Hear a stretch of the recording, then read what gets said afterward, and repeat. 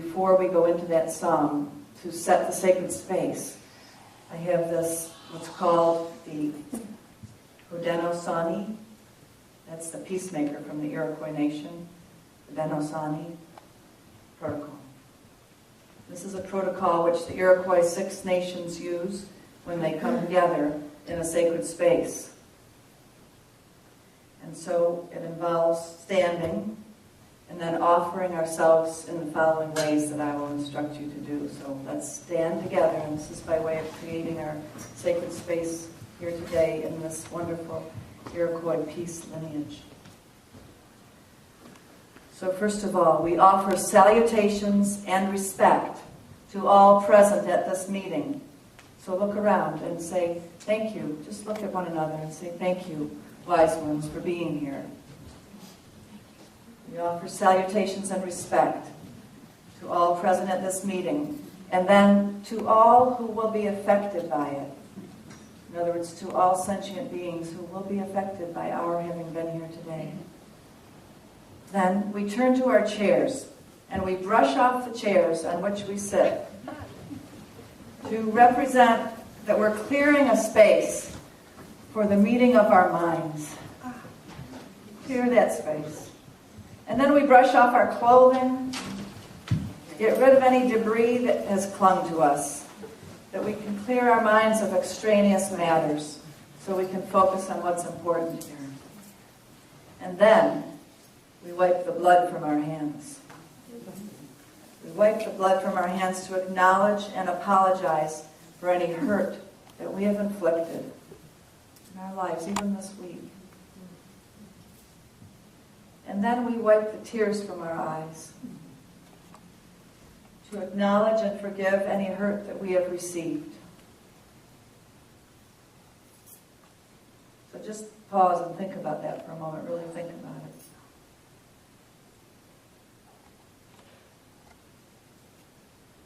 And then we take our hands and we take the lump out of our throats to let go of any sadness and disappointment. And then we put our hand over our heart and we take the tightness out of our chests to let go of any fear and resentment. So out of our throat comes sadness and disappointment, and out of our chests, out of our hearts comes fear or resentment.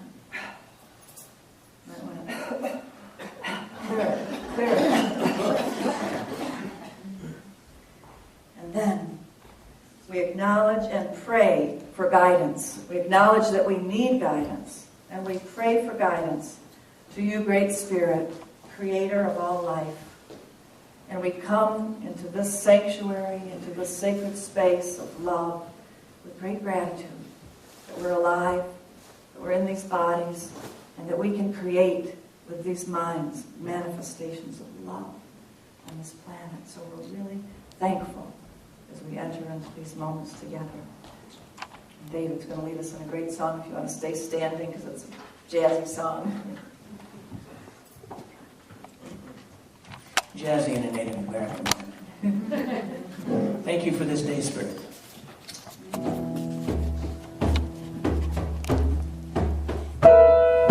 Thank you for this day, Spirit. Thank you for this day. Thank you for this day, Spirit. Thank you for this day. This beautiful, this beautiful, this beautiful day. This beautiful, this beautiful, this beautiful day. Thank you for this day, Spirit. Thank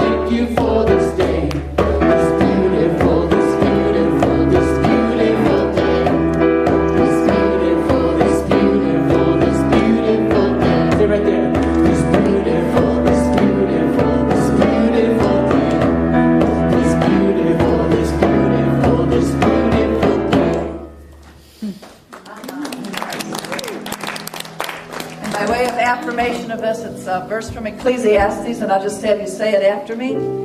Praise and thanks to our Creator. Praise and thanks to our Creator. He has made everything beautiful in its time. He has made everything beautiful in its time. She has made everything beautiful in its time. She has made everything beautiful in its time. We will make everything beautiful in its time. We will make everything beautiful in its time. And so it is. And so it is. You may be seated.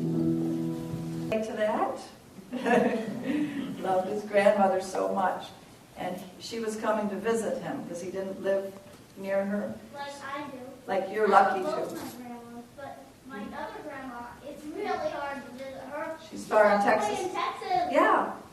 So you're really lucky that you live by one of your grandmothers, but this little boy, he was missing his grandmother and she came to visit, okay? And he went out for a ride on his bike with his friends, and the parents went to the store, and the grandmother was staying at home waiting for everybody, and she went out in the garage to get something off a shelf out there, and she fell down. And she hit her head, passed out. And right when it happened, the little boy was out riding his bike, and he came to a skid on his bike, and he stopped. And he said to his friend, "Something just happened to my grandmother." He knew it. And he raced back on his bike to the house, and sure enough, he saw her there, laying there, and she actually had broken her arm, and she was knocked out. And so it was kind of scary, but there was a little bit of blood coming out. And all of a sudden, he heard this voice in his head telling him exactly what to do. The voice said, "Elevate her feet." And so he went and grabbed a sleeping bag and put her feet up on it. Then the voice said, "Clear her air duct." So he held her head and pulled her head back, and then she could breathe again. And then the voice said to him, "Press on the upper arm." And he pressed on the upper arm and stopped the blood from coming out. Wow. He didn't have any paramedic training, but a voice came and guided him. And when the ambulance, and then his friend finally rode up on his bike to see what had happened. And he said to his friend, "Call 911. So the friend went and called 911. The ambulance finally came. And when the ambulance driver saw what the little boy did, he said to him, "It's a miracle, because you saved your grandmother's life. If you wouldn't have known to elevate her feet and clear her air duct and stop the bleeding, she might not have been alive by the time we got here." So, wow, it was a miracle. And it came out of love. You know, he loved his grandmother so much that he was in tune and he was listening, and he knew just what to do. So that's a good story. So we're so thankful that you're here, Ariella, that you've been coming all these years, and you have been learning to tune into your intuition and your inner guidance. I almost always won Pixie hide and seek on my little game. I know, even though it's for little kids, it's a little hard. And I figured it out pretty easy. Pixie hide and seek. She figures it out pretty easy because she follows her intuition. Yeah, she follows her intuition. That is great. Yeah. And so we're thankful for your teacher and the good guidance that she gives you. And we're going to rub our hands together right now and send you a big dose of loving energy. See if you can feel it, okay? And we say, we love you. We appreciate you. And we behold the Christ light shining in you. Did you see that it knocked you out? Knocked her out. It just looks slinky up.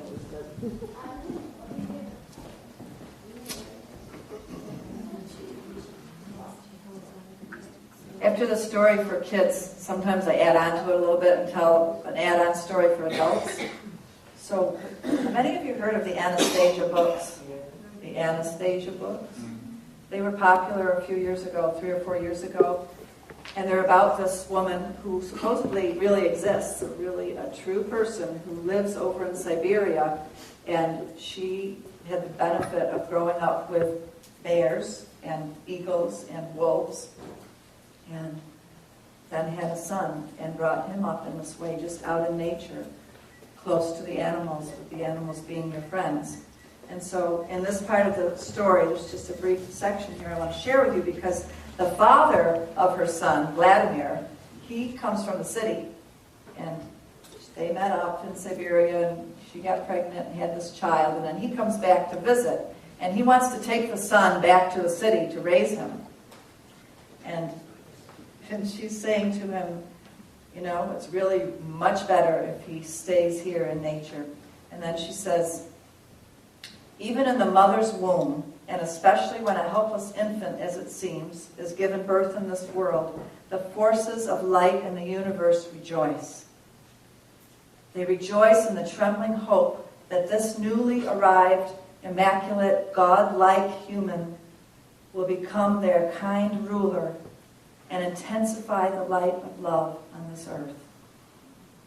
Everything has already been provided for the child by the Creator through a bug, a tree, a blade of grass, a seemingly ferocious beast. The universe is prepared to be a good nurse for him.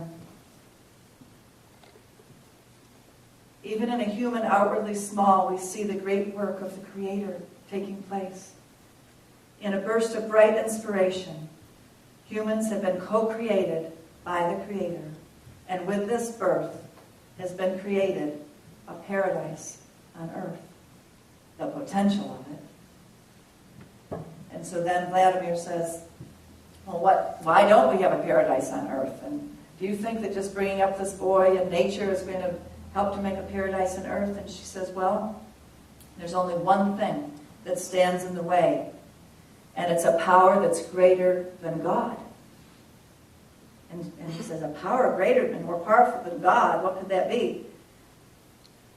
There is a being that is equal in power, capable of coming between God and the most tender child, the most angelic child. And you know, that is the human parent. And he's shocked, and he says, the human parent? What? How can this happen? How can parents come between this great destiny that each child could have and the child? Everyone wants happiness for their child. And she says, yes, but they've forgotten the path to happiness. And that's why they are perpetuating violence out of good intentions. And then she goes on to show him that the path to happiness is by being connected to the earth and to the Creator through the natural world. It's a pathway that we have forgotten. And so, miracles. Now, what are miracles? I'm just posing it as a question right now for you to be pondering.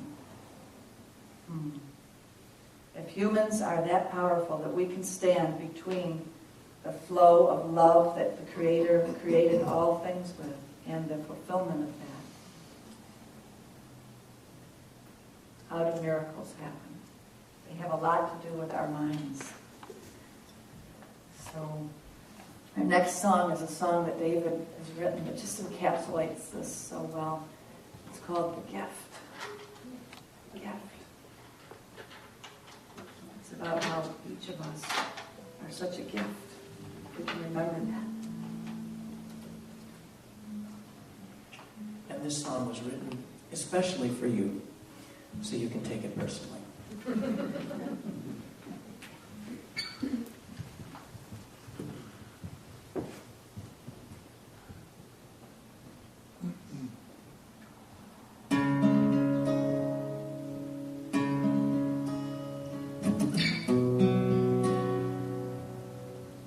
You can just kind of let this wash over you.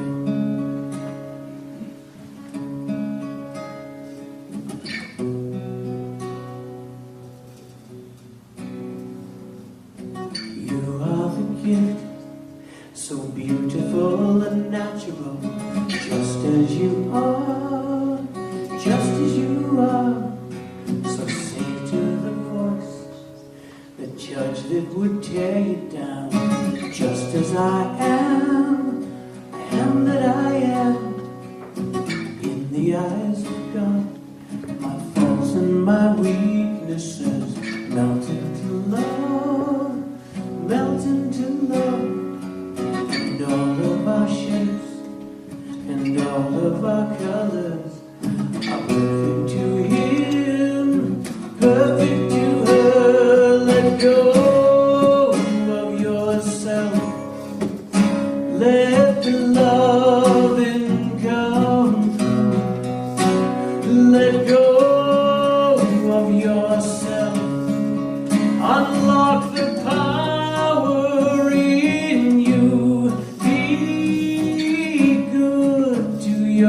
yourself. You are the reason to be, and be kind to yourself. You have been sent specially. You are the one, you are the only one, living your life, living your life. No one can take your place on this earthly plane. You are the one, there is but one. The mask of the idols of glamour and circumstance are nothing to him, nothing to her. In all of these faces, all of our faces, there is but one. We are all one. Let go of yourself.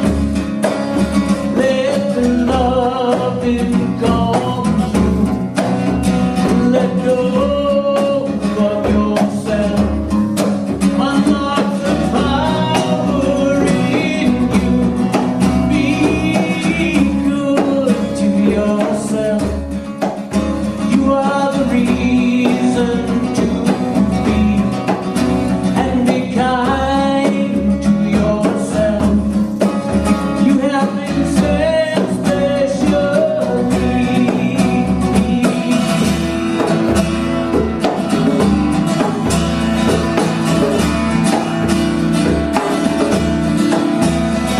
The melody of life, it sings through your soul. It's written by the thoughts that you hold within your heart.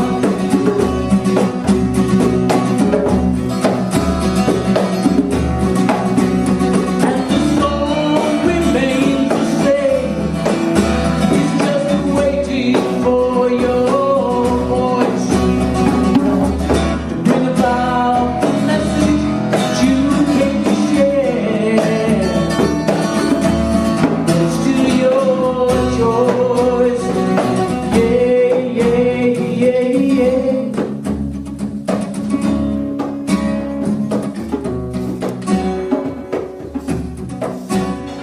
We are worthy, worthy of our love. We deserve to have the blessing from above, and all of the good in the universe. Give you all the good that you can hold. So open your arms to the universe. The power of opening up is more than you can know. So let go, let go, let go, let go. Oh, you got to let go. Let go. Let go. Let go.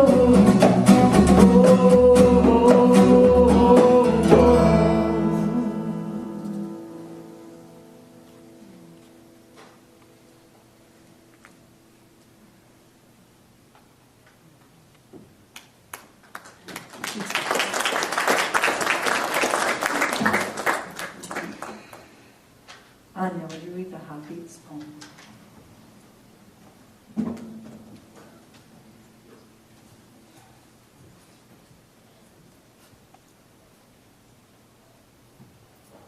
Morning. You know, it's a pleasure to read this prayer into this sacred space that we've all created. Now is the time. Now is the time to know that all you do is sacred. Now, why not consider a lasting truce with yourself and God?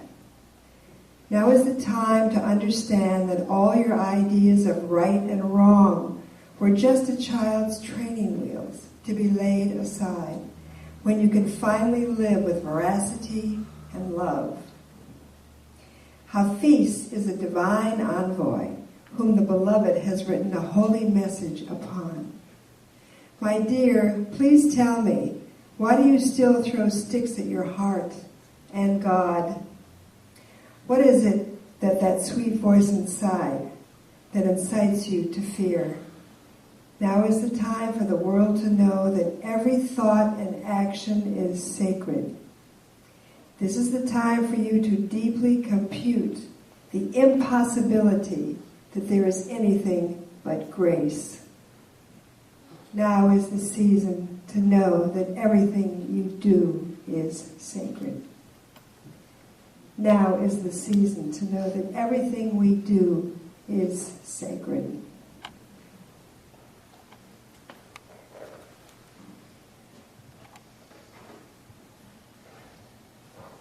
Do you believe in miracles?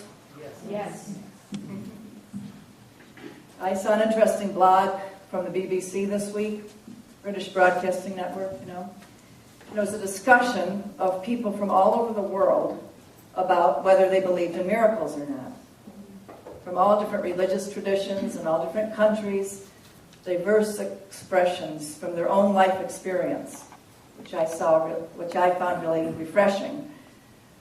The fellow who generated the blog was a BBC reporter who had recently visited the sanctuary of Lourdes in France, where it's purported that many miracles have happened through the centuries. So he was an agnostic, but when he got back from there, he had to admit that he had been affected by the atmosphere there. He said he felt like it was a space in which he felt gentleness, softness, tenderness. One might even call it love, permeated the space. So just feeling that space of love was almost enough, he said, to give him hope for humanity. Well, that book that I just read to you about Anastasia, guess what the title of it is? A Space of Love. Space of Love. And she's saying that we are creatures who can know and tune into this space of love. And when we do, like David's song said, we have a gift to give to the whole universe. That we are co-creators in some magnificent way. So the way she brings it forth, that's kind of shocking, is that she says, we are masters of this universe. Masters of this universe. I'm lucky enough in my own life experience to have been in the presence of miracles. I grew up around Catherine Kuhlman. Did any of you ever hear of her? Yes. Well, I lived in Buffalo, and she used to have these giant meetings in Kleinhans Music Hall. It's hard to describe how big Kleinhans is. It's bigger than any of the theaters we have here for the Shakespeare Theater. Probably about 3,000 people could fit in it. They'd be filled up with people who were coming believing in miracles. And there's been a lot of aspersions cast on such miracle workers, but because I lived in Buffalo and happened to come with a lot of people that we knew, we got to know the miracles that happened. We got to know people that had polio whose legs actually grew out in the presence of that space of love. We got to know people who had cancer that actually went into remission. We got to know psychological addictive problems that were healed. So, miracles of transformation. We have to witness them, we have to experience them to really know that they're real. And I've also experienced and known that miracles don't always happen when we want them to, right? I've had many friends who've died of AIDS and breast cancer. So as a result of having both of these experiences, I've been exposed to both the saddest side of life and a very, very hopeful side of life. What about you? We're not naive people, I don't think. I don't think we're naive about the challenges that we face in this world. Through my journey here, I've been blessed to wend my way through to a non-dualistic spiritual path. This means that a spiritual path that doesn't say that there's a solution that is overly simplistic, that's about some go up and some go down. Or if you just do this simple thing, everything is okay. A non-dualistic path says that we're all in this together, we're all here to learn our lessons, and it's all created, all of this, like a play, like Shakespeare says, like a set, for us to learn our lessons. And that what was begun in love will be completed in love. One of my Buddhist friends and teachers, Joanna Macy, calls her life work the work that reconnects. I think that's what non-dualistic spirituality does. It reconnects us. And her intent, now speaking about intent, her intent, she said, is to help us take part in this epochal shift from the industrial growth society to a life-sustaining civilization.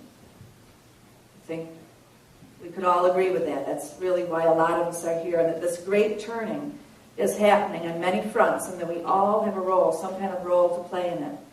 But she and I agree on the next fact. She said that the greatest danger that we face, and she's worked on nuclear issues and poverty issues and all kinds of things. What is the greatest danger that we face? Apathy. The deadening of the mind and the heart, promulgated mainly by our Western culture. It's understandable, given the widespread suffering of our time, as well as the dangers confronting us, she says, that sorrow arises and fear of what's going on. But the pain from our world, it's healthy to feel it because it prompts us to do something about it, like Barbara was talking about. She somehow got touched by the garbage dumps in Burma, and people are doing something about it. So it's important to feel the pain, but what's happening in a large part in our society is the repression and psychic numbing of our population through our culture, through our politics, and through psychological factors and addictions and so forth that are so widespread. So Joanna Macy offers that the work that reconnects has to take place on 3 dimensions. 1, by taking action, like Barbara's project, to save lives and species. Number 2, a shift, of creating alternative structures. We've got to be creating in our communities, in our lives, alternative structures that are more sustainable, right? We know this. Number 3, and I think this is why we come to spiritual gatherings like this, that we've got to remind each other how to practice in a daily way shifts in consciousness, a cognitive and perceptual level, so that we wake up. So, here at Unity, through many of the spiritual practices you are doing and through the journey to completion that I teach, we are doing our own version of the work that reconnects. It's so vital in our times. So today, I want to ask you, do you believe in miracles? Yes. Do you believe in miracles? And what does that mean? And so we're going to have another song now, and then I'm going to talk to you a little bit more about intent and miracles.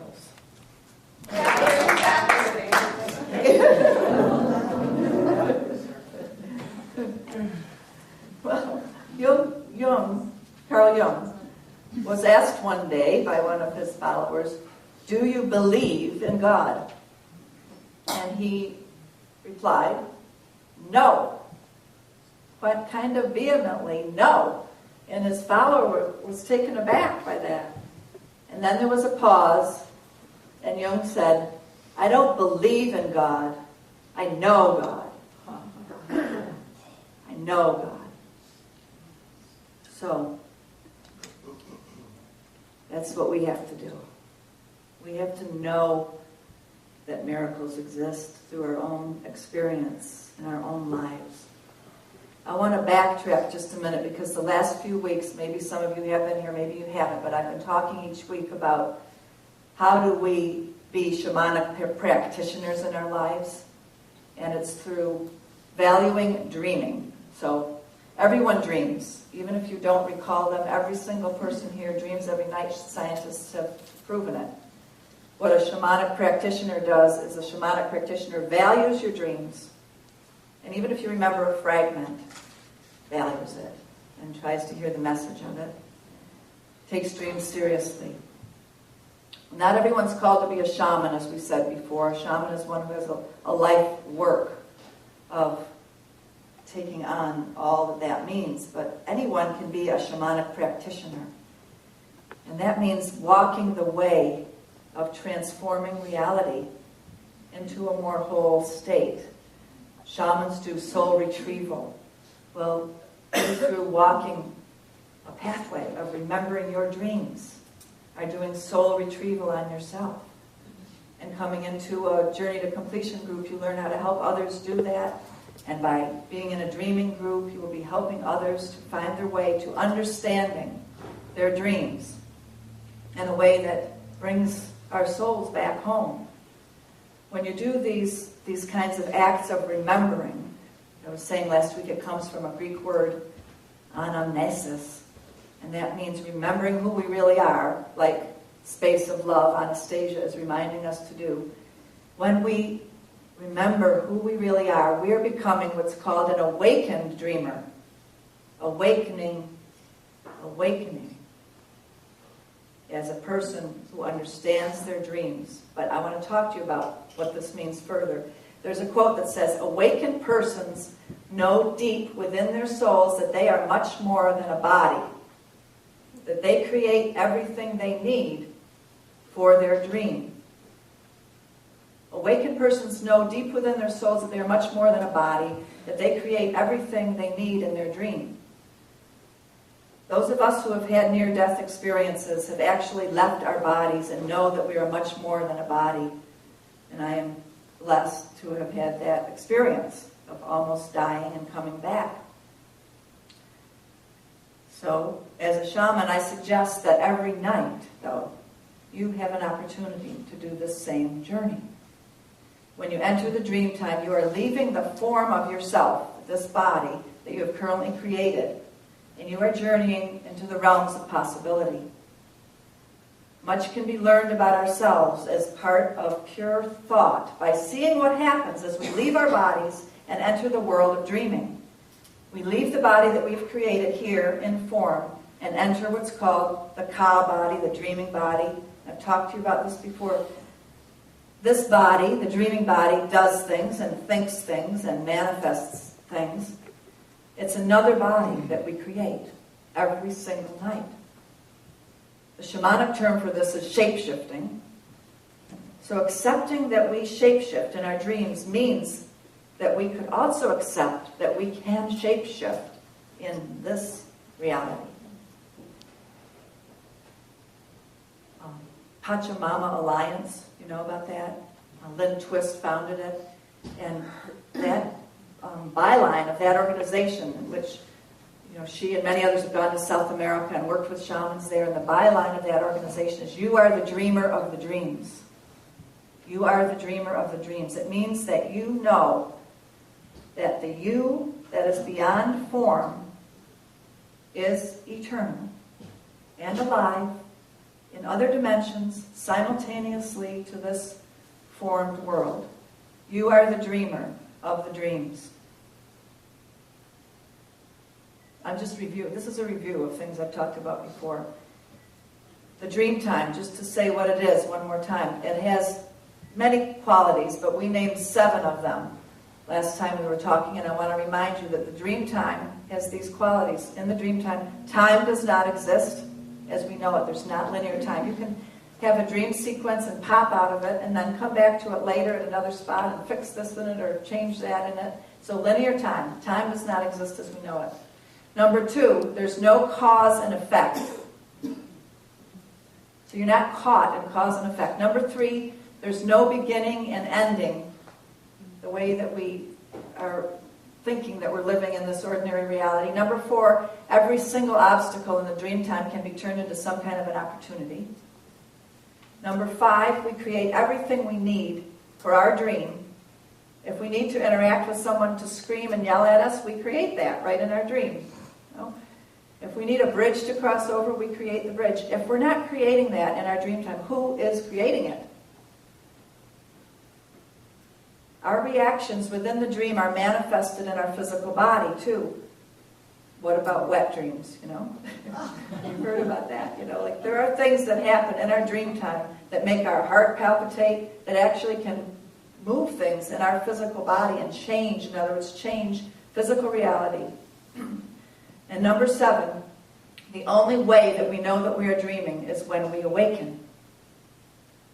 What we experience in the dream is entirely in the realm of thought. And when we awaken, we accept it, that that was all our thoughts, our illusions.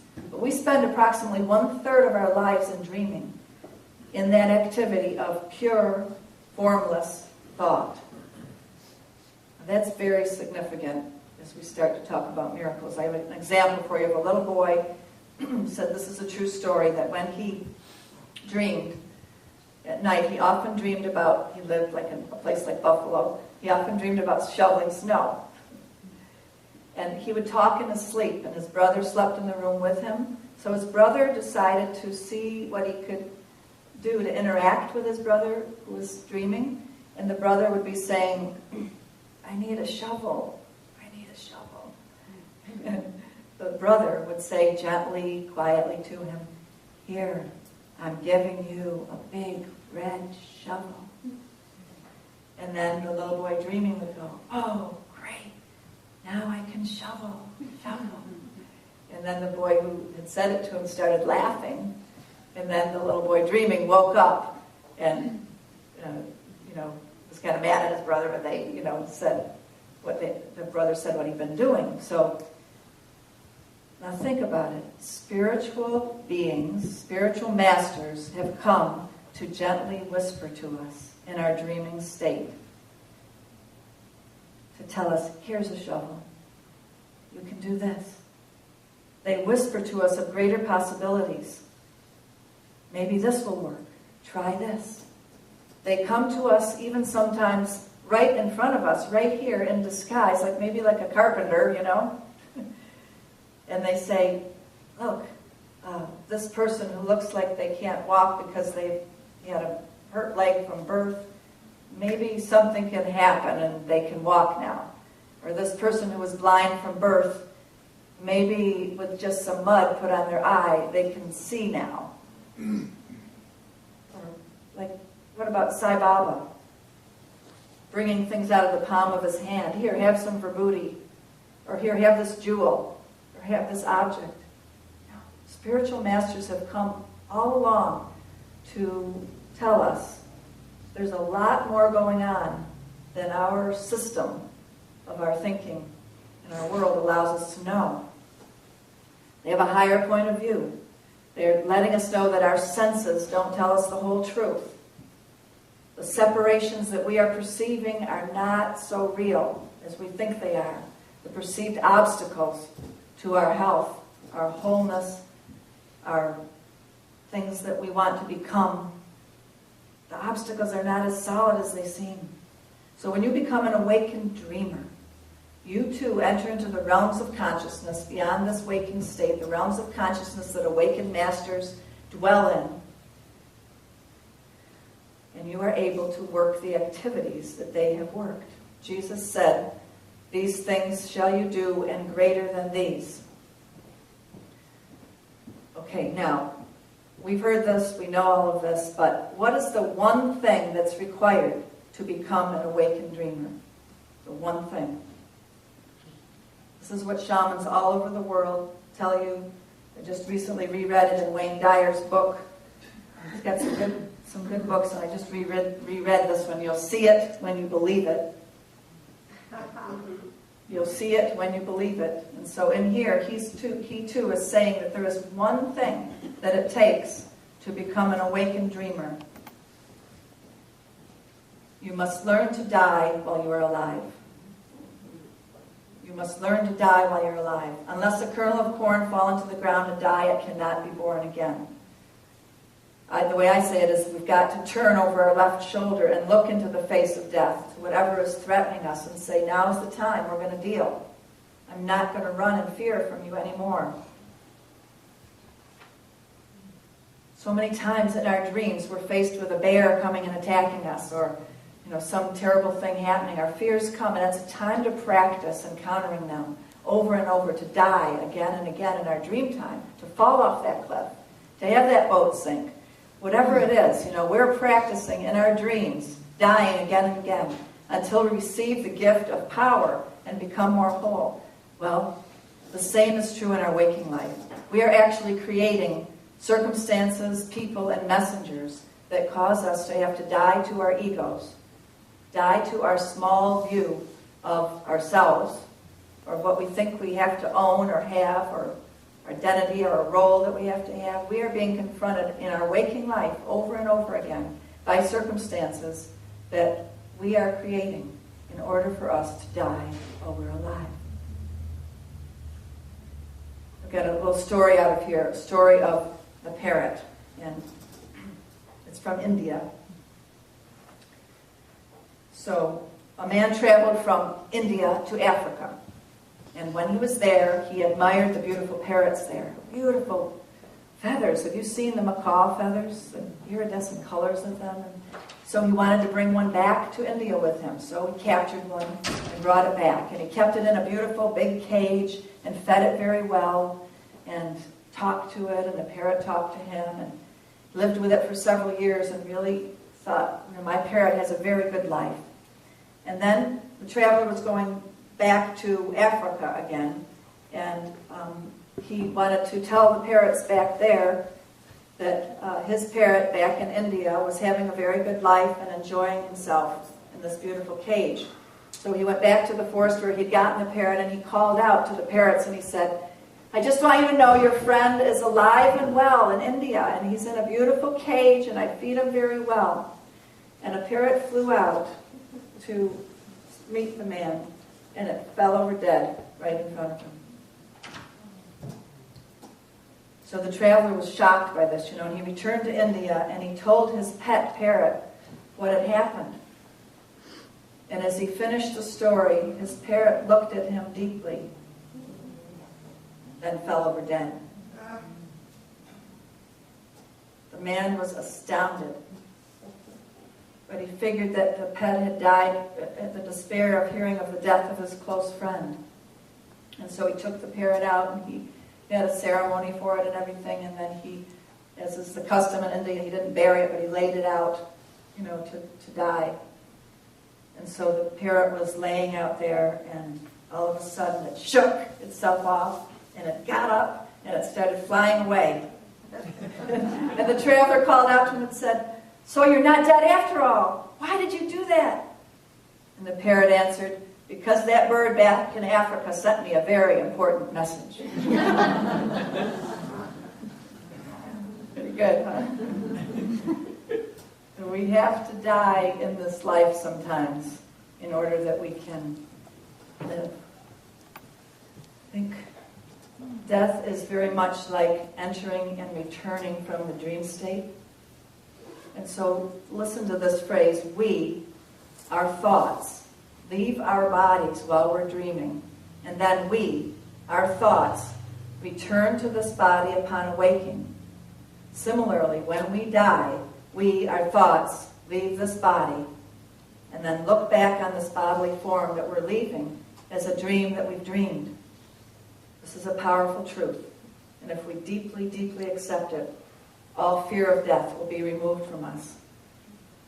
And we will be able to get on with the reason that we're here, which is to learn our lessons and to end the karmic patterns that we're living out over and over again by creating people to bring forth our fears and our particular, anxieties. We bring them forth and they live it out before us, and then we react to it, and then it creates the karma all over again. Well, we're here to see that they are here to bring us a message and to accept that.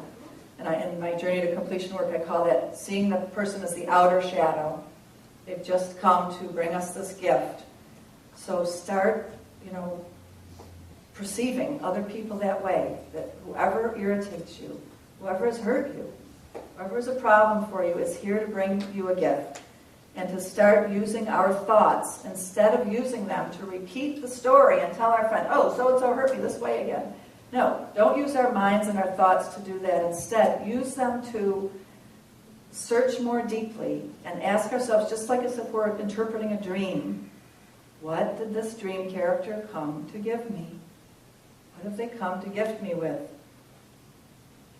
It's hard to do that in our deepest love relationships sometimes, you know. And that's when people get really in close to us and it gets kind of complex, but that's where we really have the greatest chance of getting the greatest gifts. Like Trungpa Rinpoche said, that's the fast path, those that come up close to us.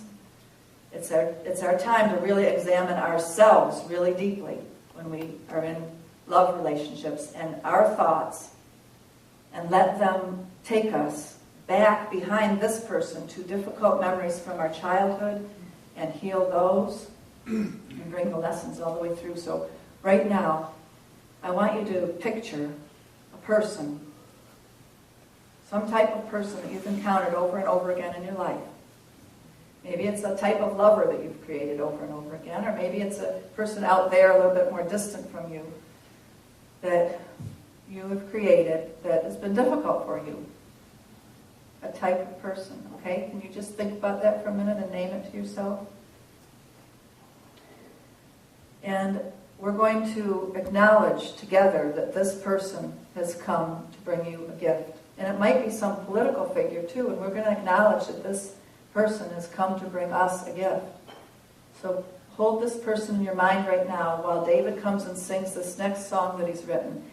It's such a perfect song for today's topic. It's called Emergency. So it could be like emergency.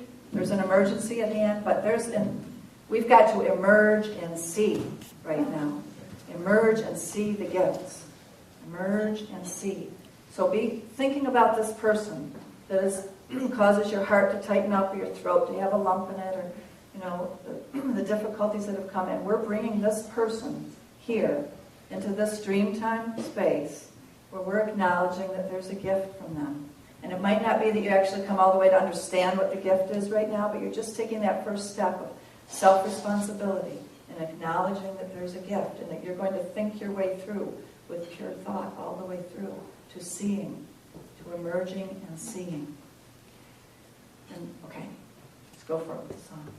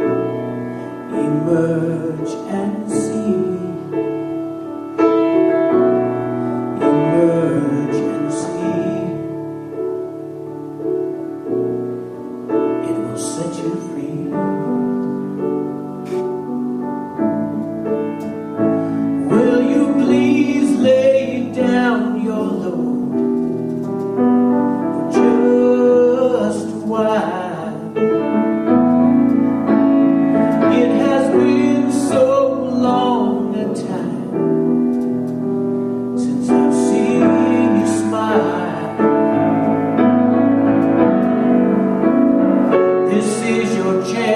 to turn around, surrender to the love profound. Emerge and see. Emerge and see. Emerge and see. And when I fell apart, did your heart come and find me? And when I let you down, did you come round to remind me? Emerge and see.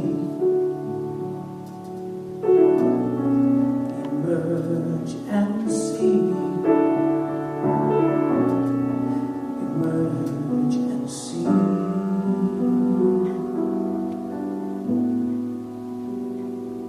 It'll set you free.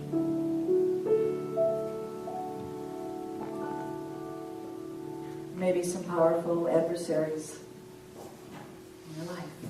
There may appear to be some powerful adversaries in our world. It may come through the form of sicknesses, or it may come through the form of humans doing certain things. But there are really no enemies out there. There really aren't.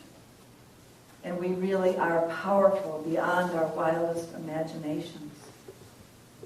And we are being called upon now, like the Hafid's poem said, to realize that everything we do, and then I want to add everything we think, is sacred. So we've really got to start taking our thoughts seriously. And we're going to take the offering now, and you're giving of your fruits of your labor to help this ministry grow. One of the things we want to do is advertise. We haven't had the money to advertise, and I think that might help our population grow.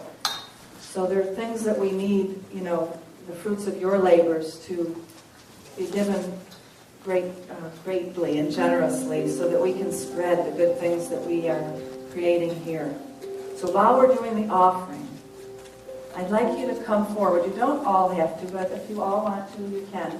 And write on these pieces of paper that will go into the prayer box that will be prayed for at our prayer circle, the names of the people or the conditions that you have seen blocking you, that you have seen blocking us on planet Earth, that you have seen as an enemy, that you've seen as too formidable to be able to overcome. You don't have to say anything more, but you can just write the name. That name will then be prayed for, will be held in the light. Healing will be prayed together. If you want to rub your hands together and hold out your hands toward this prayer box, you can. You have your eyes closed so that you're in a partial dream time state. And feel the presence. Creator, the one who has created this universe, who is bringing everything through in its right timing to be beautiful. We thank you and we praise you. Our hearts are full of thanks to you because we know and we are affirming in this moment that you are creating the appearance of this behavior before our eyes in this type of person or in this difficult condition in order for us to get a great gift from it. And then this type of person or this condition will no longer have to appear to us. So we are setting our strong intent. Intent is everything, as Carlos Castaneda has said. We are setting our strong intent. And our intent is like pinching on the bottom of a sheet. Everything will move toward it to fulfill this intent. Against all odds, the stuff of miracles will happen to fulfill this intent. Expect a miracle. Expect that something very unusual can happen. Something you haven't yet thought of. Something bigger than your current understanding will manifest to align you with a greater love, with the love of the Creator of this universe. O Creator, come and fill us right now with hope for miracles. Take away from us any remnants of blaming of others or of picturing others as enemies out there, and give us a state of mind of being a miracle worker, an awakened dreamer who views the world not from why me, but from here I am, God. Show me, awaken me through whatever is happening to me. Awaken me so that I can be one who's holding the space of love. I will hold the space of love. I will be a creator of miracles. I will move mountains. I will see in my lifetime everything brought through to be beautiful. And so it is. Amen.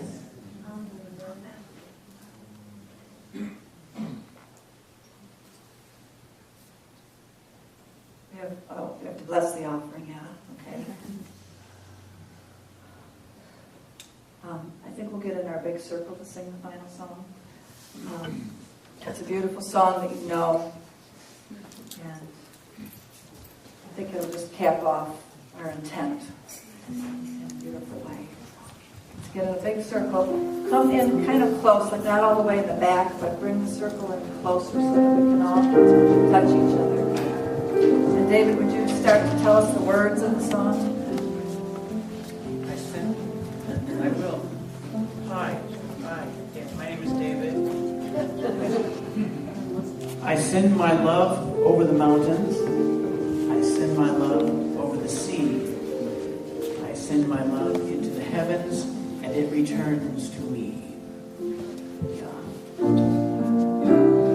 We're holding this space of love here, you know. It's a space that we have dedicated in our hearts and in this building and in our lives, and it has an impact. Miracles can be worked in our greater world as we send out this love. So let's picture that as we're singing the song. Let's picture ripple effects going out from our hearts to those people whose names we put in there, and to all sentient beings, sending this love out. I send my love over the mountains, over the mountains. I send my love over the seas. I send my love into the heavens, and it returns to me.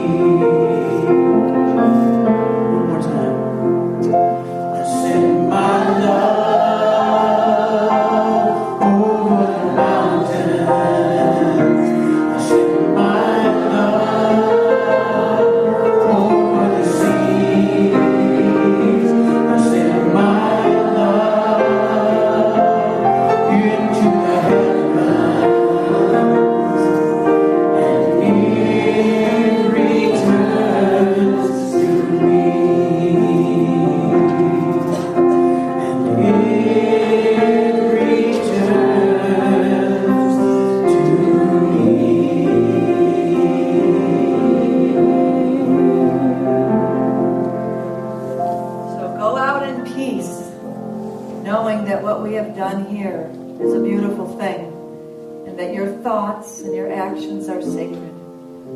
You are a miracle worker. So it is. So it is.